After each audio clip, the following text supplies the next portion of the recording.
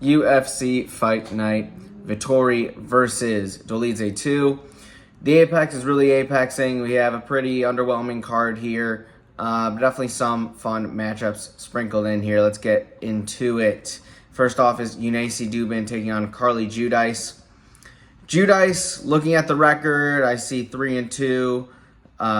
She lost her Contender Series fight. She lost her UFC debut. I was kind of getting industry plant vibes. Like, how does she keep finding herself? Like, why is she really even in the UFC so young into her career in the first place? But then I watched her fight, and I'm like, you know what? She honestly looks the part of a UFC fighter. She's super young, only 25. I think her striking is going to develop to be pretty good for the division. She's taking on Yuneisy Duben here, who was one of the better stories from this past season of Contender Series. She was a big underdog versus Shannon Clark and got a rare round 1 KO in that matchup. Pretty crazy story, but she might be outclassed here a bit, especially on the feet. I think Judice is a lot less stiff than Shannon Clark, who Duben defeated in the Contender Series. She's going to be a lot harder of a matchup. We're taking Judice by decision. Next up is Josiane Nunes versus Priscila Cachoeira. Both of these fighters are on 2-fight skids. Nunes obviously has always struggled against taller opponents. She's only like 5'2". Cachoeira is a bit taller, but I think Nunes has had the better UFC career to date. I mean, she won her first 3 in a row in the UFC and is just now kind of losing a bit. Cachoeira, on the other hand, has a career losing record in the UFC. Based on that alone, we're going to take Nunes by decision. Next up is Daniel Barez taking on Andre Lima. Lima has yet to really show out in the UFC yet. I know he was pretty highly touted coming into like the Contender Series. He's 3-0, but he hasn't really had a finish yet. He's probably best known for getting bit in his UFC debut and his opponent getting disqualified. But he does look really solid, and he's definitely a big, physically imposing guy for the division. Daniel Barez looked pretty solid in his last fight versus Altamirano. Had that round 1 knockdown and kind of coasted from there. But I think Lima is going to give him some harder looks than Altamirano did. I think he's a better grappler, and I think he's just going to be physically imposing in this one. I think he wins it by decision. Next up is Stephanie Luciano versus Sam Hughes. And I'm looking at this fight, and I don't see why Sam Hughes can't win this one. She's a big underdog, but we've seen bigger underdogs lose versus inexperienced fighters with perhaps the better win ratio. That's kind of the situation we're in here with Stephanie Luciano. I think Luciano has some good parts of her game. She's decent grappling, okay striking, but her last fight was versus Talita Alankar, who's very short, and she's not going to have the same height advantage as she had in that fight versus Sam Hughes. We're taking Sam Hughes by decision here. I think she can lean on her experience in this one.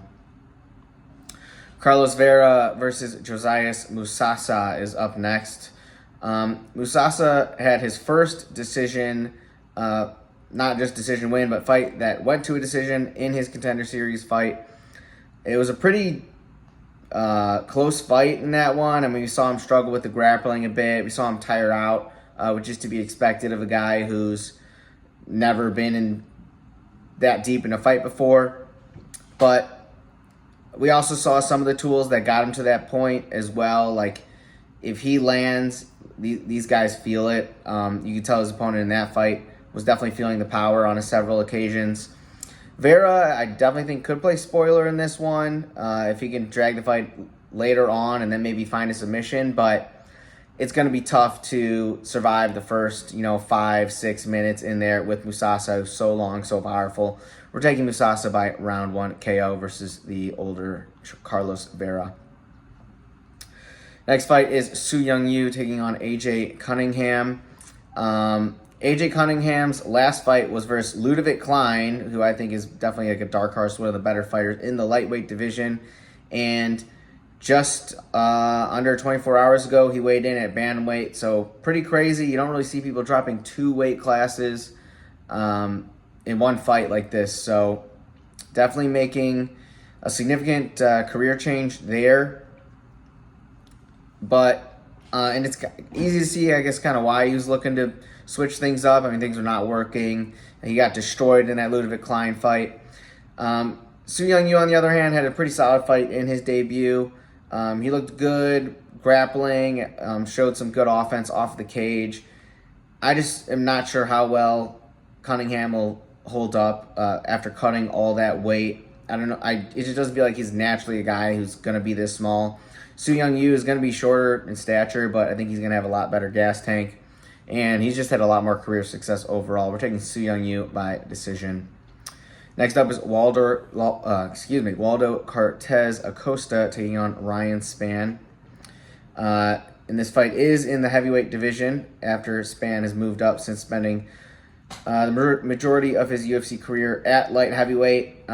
Two mixed results. His most recent fight was a submission win over OSP, but it felt like he, regardless of the outcome of that fight, obviously he was going to move up to heavyweight. He's not a super big guy. Like Kennedy and SeungWoo, I think, is bigger and can hold the weight a bit better. Spann's not going to... He just doesn't have as big of a frame as SeungWoo does. But he definitely is a big guy, pretty tall. He's taking on Cortes-Acosta, who's on a 3-fight win streak. He took on Robelis de Spain and just grappled his way to a victory. He's a guy who really needs to start putting together more impressive wins if he wants to start ascending the rankings. In my mind, I think he just has to worry about getting caught in a gilly from Ryan Spann. And if he does that, then I think he wins this one by decision. I think he's going to be just a little better on the feet.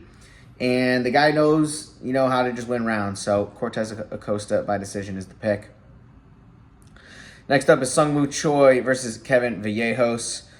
I think this could likely be the last fight we see of SeungWoo Choi in the UFC. The guy's just not at the UFC level, has not had the results to show that he's at the level of some of these guys he's coming up against.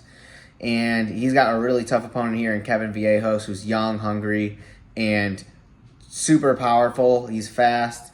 I don't really know what his comp would be right at this moment. I mean, I was hearing Ilya Topuria, but I don't know if he's quite similar stylistically, but I guess in the power and the boxing, some people saw a comp there. Regardless, I think Vallejos is just going to overwhelm SeungWoo Choi and win this one by KO. Next up is Diyar Nurgozhay taking on Brendson Ribeiro in the light heavyweight division. Nurgozhay had a beautiful KO on the Contender Series.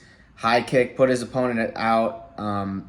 Wasn't fighting the best guy there, but definitely a pretty impressive win. But definitely the biggest story coming into this fight is him missing weight by almost 5 pounds. And he's not like the biggest guy. I mean, Ribeiro's a bit taller.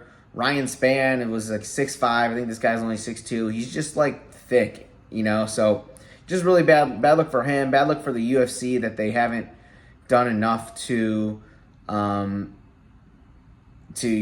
consequences for this behavior, to have guys not miss weight this badly. But the fight's going on. I think he should win this one versus Brendson Ribeiro. I mean, he's going to be giving up a bit of reach here, and I think Ribeiro is going to be the most dangerous fighter he's faced up to this point. But Ribeiro just defensively, I don't think is too sound, and I think Nurgozhay has a lot of tools at his disposal. I think he finds a KO in this one. Next up is Blackshear versus Cody Gibson. Blackshear is a pretty big favorite here. He got KO'd pretty bad versus Montel Jackson a couple fights ago, but then rebounded against Cody Stamann with a submission win. Cody Gibson is, he's shown pretty decent grappling, shown good striking. He's getting up there in age, though, and both of his two most recent wins are against kind of older, slower guys. Blackshear is going to be really dangerous. I think he finds Cody Gibson's chin here and gets a KO. Next up is Alexander Hernandez versus Kurt Holobaugh. Hernandez did just beat Holobaugh's Ultimate Fighter teammate Austin Hubbard by split decision. Of course, Hubbard's a guy who Holloway beat by submission to, I believe, win that season of The Ultimate Fighter. Not like anyone really cared. Hernandez really hasn't been too good lately. Can't find any sort of win streak at all. It feels like he needs a big moment to stick around the UFC. This could be the matchup to do it versus an older guy in Holloway who's coming up on 38 years old. And, you know, he's shown an ability to take damage, but I think Hernandez is going to be a bit more explosive on the feet. And I think he could land a big shot here and get the KO. Next up is a welterweight matchup between Chidi and Njokuani versus Eliseo Zaleski dos Santos. Yeah, these guys both have a lot of UFC experience. Dos Santos more so with 15 UFC fights. Chidi's got 7 of his own.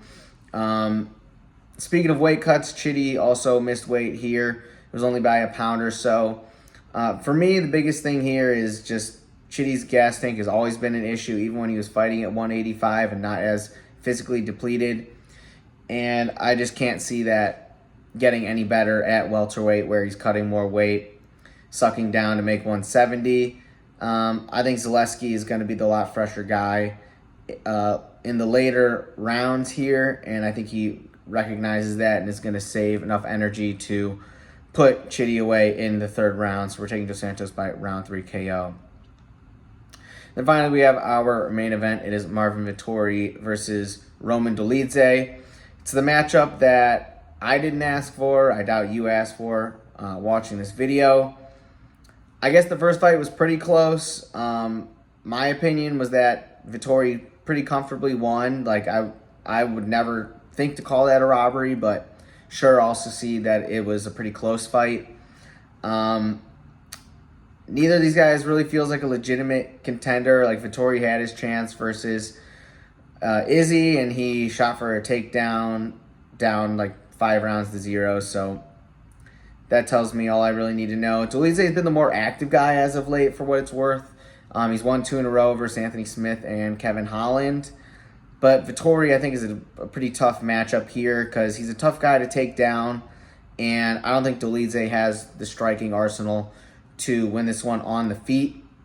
So really it's going to be, hey, can you stay out of submissions? And if Vettori has done, enough prep coming into this, I think he has the skill set to win this one pretty comfortably by decision. So Vettori decision is going to be the pick to wrap it up here.